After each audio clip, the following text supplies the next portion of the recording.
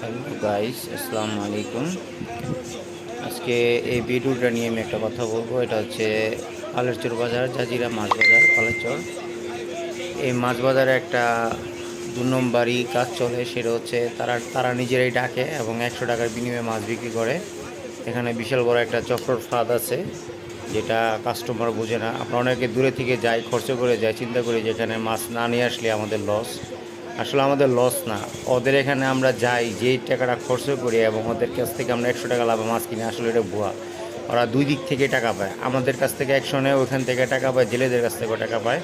Even ওরা এই মাছগুলোকে ওখানে ফ্রিজিং করে বরফ করে রাইখে আমাদেরকে খাওয়াচ্ছে। তাহলে এই মাছ তো আমরা ঢাকা থেকেই পাই, আমরা কেন যাই শুধু শুধু?